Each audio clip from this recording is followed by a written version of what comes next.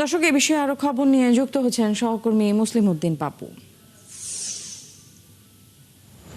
পাপ্পু, একটু জানতে চাই প্রধানমন্ত্রীর আগমনের প্রস্তুতি কেমন দেখছেন? খাল খনন সহ তিনি আসলে কি কি কর্মসূচিতে অংশ নেবেন বলে আপনারা জানতে পেরেছেন?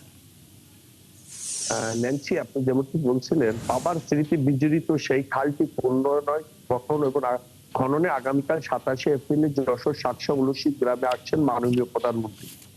বাংলাদেশে কৃষি বিপ্লব এক ঐতিহাসিক মাইল ফলক হিসেবে পরিচিত যশোর সাতসা ও উপজেলার উলুশি যাদবনাথপুর খালটির দীর্ঘ 5 শতক পুনরায় ফিরে পেতে যাচ্ছে। প্রায় 50 বছর আগে তৎকালীন রাষ্ট্রপতি মেজর জেনারেল জিয়াউর রহমানের যেভাবে নিজ হাতে কোদাল তুলে নিয়ে এই খালের খনন কাজ শুরু করেছিলেন, ঠিক সেই ঐতিহাসিক ধারাবাহিক আগামীকাল 27শে এপ্রিল ও মিত্রপ্রায় এই খালটির পুনরায় কর্মসূচি উদ্বোধন করবেন প্রধানমন্ত্রী তারেক রহমান।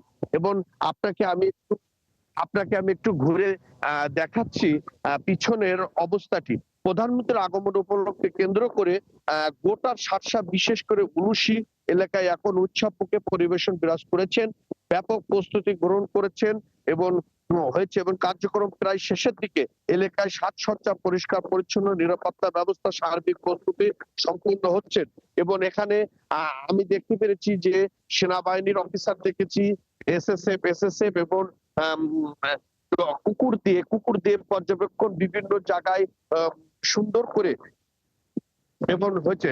এবং 1976 সালে যে 1 নভেম্বর তৎকালীন রাষ্ট্রপতি 1976 সালে 1 নভেম্বর রাষ্ট্রপতি মেজর জেনারেল জিয়াউর রহমান নিজ হাতে কোদাল তুলে নিয়ে যশোর 700 উপজেলার বেতনা নদী সংযোগ্য উলুশি যাদবপুর প্রায় 4 কিলোমিটার খালটি খননের উদ্বোধন করেন। তার আহ্বান সাড়া দিয়ে দলে দলে সাধারণ মানুষের স্বেচ্ছায় অংশ নেন এবং খাল খননের কাজে প্রায় 6 মাসের মধ্যে সফলতা সম্পন্ন হয়ে খননটি কার্যক্রম করেন। 1977 সালে 30শে এপ্রিল খালটির আনুষ্ঠানিক উদ্বোধন করেন রাষ্ট্রপতি জিয়াউর রহমান।